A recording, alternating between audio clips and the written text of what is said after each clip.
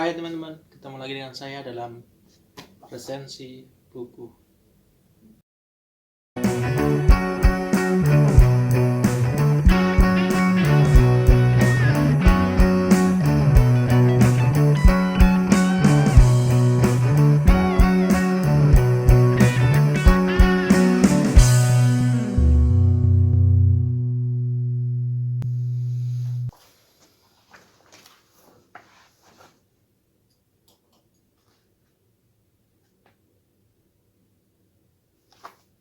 Satu kata dari buku ini adalah menarik.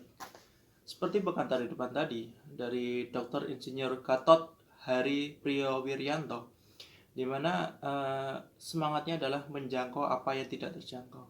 Dengan adanya networking, sesuatu yang sebenarnya susah kita jangkau secara fisik bisa terjangkau dengan mudah. Seperti halnya saya di sini di Jakarta memiliki usaha sebuah kantong plastik dengan kualitas yang sangat tinggi. Dan teman saya di Aceh sana memiliki usaha peternakan ikan hias yang sangat membutuhkan kantong plastik ini sebagai alat packing ikan-ikannya untuk dikirimkan ke seluruh Indonesia. Tanpa adanya networking, pastinya bisnis kita berdua itu akan berjalan seperti biasa aja.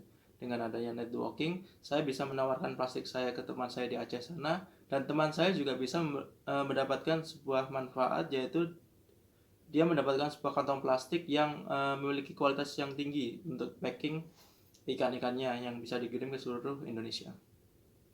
Sehingga di sini terciptanya sebuah simbiosis mutualisme antara saya dan teman saya.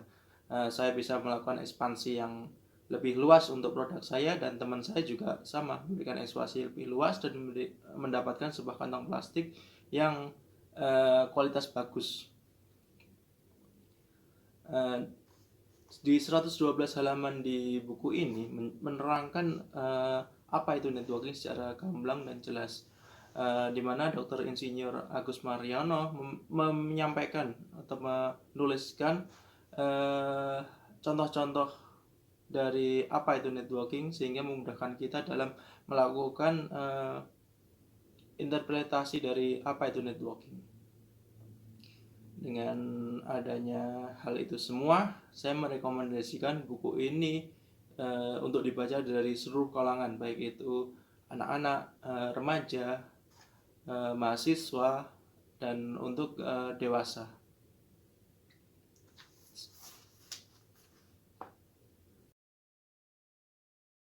Oke teman-teman, kita memasuki pembahasan dari isi buku. Pada bab pertama, tentang latar belakang, berisikan jaringan kerja dan dalam era globalisasi dan otonomi, serta entrepreneur dalam jaringan kerja. Bab kedua, definisi jaringan kerja, berisikan pengertian networking dan kerjasama. Bab ketiga, bentuk networking atau silaturahmi kerja, berisikan bentuk network dan jenisnya. Bab 4, membangun dan mengembangkan networking, berisikan cara memulai, cara membangun, memelihara, mengelola, dan memperluas network. Bab 5, cara mendapatkan manfaat dari network, berisikan konsep mendapatkan manfaat, cara mendapatkan manfaat, dan dari networking. Bab 6, kegagalan dalam networking dan cara mengatasinya, berisikan kegagalan karena faktor internal dan faktor eksternal. Bab 7, tentang rekomendasi. Pada bab pertama, dibuka dengan definisi globalisasi dan otonomi, kemudian membahas keterkaitan globalisasi dan otonomi dengan entrepreneurship, yang identik dengan sifat aktif, kreatif, dan inovatif. Dan maka dari itu, networking akan sangat diperlukan pada era tersebut. Otonomi sendiri merupakan kemandirian dalam individu, kelompok, dan institusi. Sedangkan globalisasi yaitu penghilangan batas atau pola hubungan yang bebas dan sinergi. Kegiatan kerjasama ini akan menghasilkan barang dan jasa untuk kebaikan bersama dan lingkungannya. Inilah yang disebut dengan entrepreneur dalam networking. Selanjutnya, pada bab kedua tentang definisi jaringan kerja, terdapat dua subbesar, yaitu jaringan kerja dan kerjasama. Pengertian jaringan kerja sendiri yaitu menjelaskan tentang hubungan silaturahmi biasa, seperti silaturahmi keluarga, keagamaan, pertemanan, atau tradisi kedaerahan, dengan output yaitu rasa kekeluargaan dan hubungan sesama. Dan juga dijelaskan silaturahmi kerja yang memiliki output tambahan selain rasa kekeluargaan dan hubungan sesama, juga adanya kerjasama di antaranya. Yang kedua, pengertian tentang makna atau kerjasama, yang mana merupakan suatu kegiatan yang dirancang, diimplementasikan, dimonitoring, dan dievaluasi secara bersama, di mana secara sistem dibagi menjadi 3 kelompok dengan kerjasama dalam tataran metabolisme informasi, materi, dan energi menjadi kerjasama yang paling sempurna di sana. Kemudian pada bab 3 tentang bentuk networking. Bentuk networking sendiri ada bentuk networking lokal, di mana kemudian jika dibentuk dari beberapa networking lokal akan membentuk networking regional. Dari regional ini juga akan membentuk networking global. Kemudian ada bentuk networking lokalisasi, yaitu bentuk networking yang global namun tidak melupakan unsur kelokalan atau lokalitas. Kemudian selanjutnya ada bentuk networking sosial. Yang kedua ada jenis networking. Jenis networking ini ada jenis networking personal. Dari beberapa personal bentuk grup akhirnya membuahkan networking grup dinamis. Dan yang terakhir ada jenis networking institusi. Bab 4, membangun dan mengembangkan network. Pada bab ini dijelaskan yaitu yang pertama cara memulai membangun network dengan pembuatan profil individu, kelompok, dan institusi, melakukan inventarisasi relasi yang sudah ada, mengidentifikasi relasi dengan tema, intensitas, tingkat kepercayaan, geografi, dan kemudahan akses. Kemudian memprioritaskan relasi sesuai tujuan bersama. Kemudian membuat jaringan dunia maya seperti WA Group, website, dan lain sebagainya. Kemudian melakukan staffing pengelolaan jaringan untuk menjaga kesinambungan relasi dan supply. Yang kedua, yaitu cara membangun network. Dimulai dari kegiatan rutin, dilanjutkan dengan aksi nyata dalam sebuah kegiatan dan ide-ide bersama. Kemudian ide-ide tersebut dibuatlah proposal untuk pendanaan dan membuat turunan kegiatan tersebut. Yang ketiga, ada cara memelihara networking, yaitu dengan cara memberikan informasi yang aktual, memancing network untuk bisa melangkah lebih jauh lagi dalam bidang pendanaan, membuat kegiatan yang dapat menghasilkan kegiatan lanjutan. Bila ada konflik, dicari akar permasalahannya untuk mengharmonisasikan kembali, berpikir positif, dan tidak berperilaku eksploratif kepada anggotanya. Cara mengelola network yaitu dimulai dengan memperkuat setiap simpul network, kemudian memperkuat hubungan antar simpul tersebut, selanjutnya mendorong setiap simpul untuk mengorganisir network dan menghubungkan dengan network lama. Mendorong kerjasama antar simpul, kemudian memfasilitasi anggota network untuk melakukan aktivitas yang lebih besar dan memastikan untuk setiap simpul berjalan kontinu dan dinamis. Yang kelima, yaitu cara memperluas network dengan diperkuat informasi aktual, dicoba diinisiasi kerja nyata, menekankan skala prioritas dengan ide-ide kerjasama, memperkuat hubungan personal antar anggota network, dan mengembangkan karakter proaktif, transparan, berpikir positif, kreatif, dan sistematis.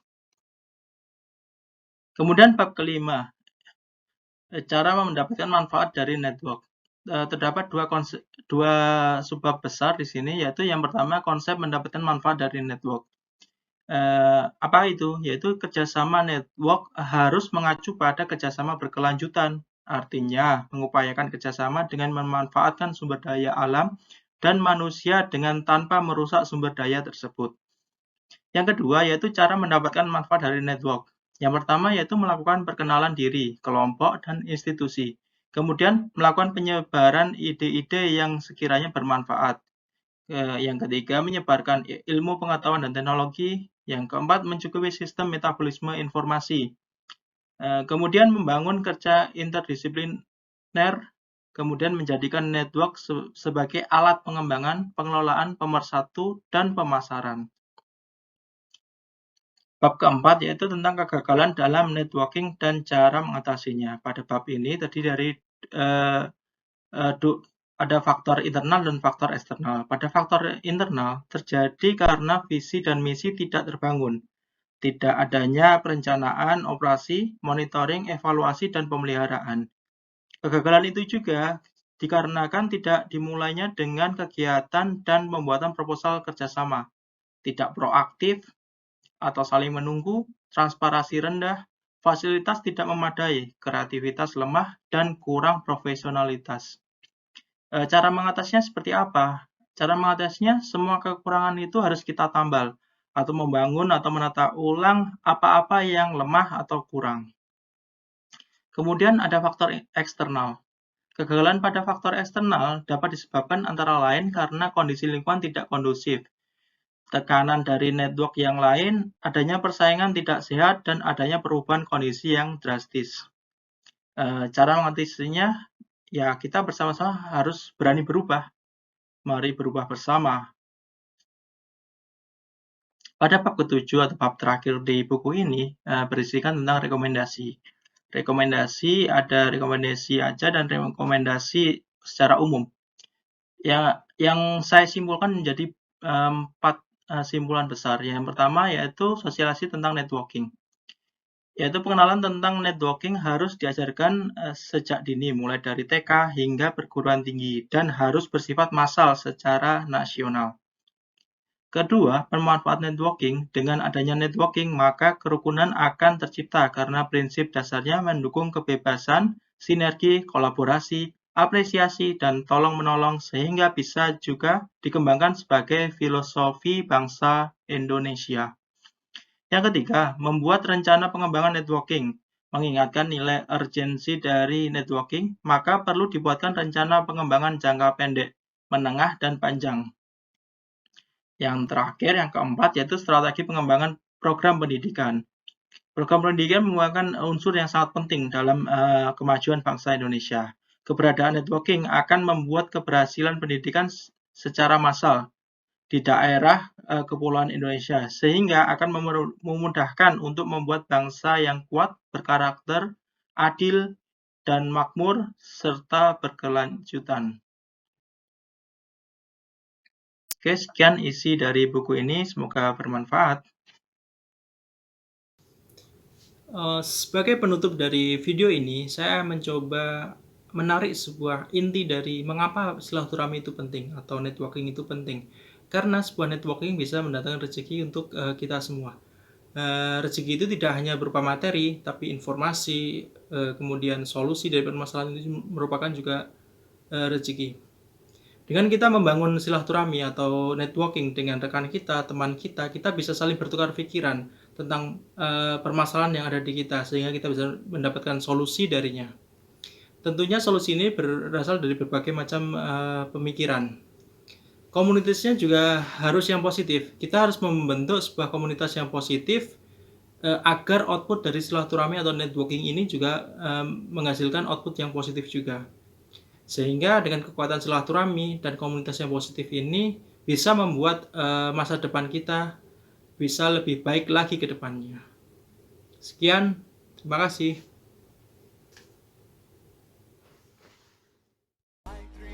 I'm an icon, man. And my girl about a 10. I should fuck her in a bed.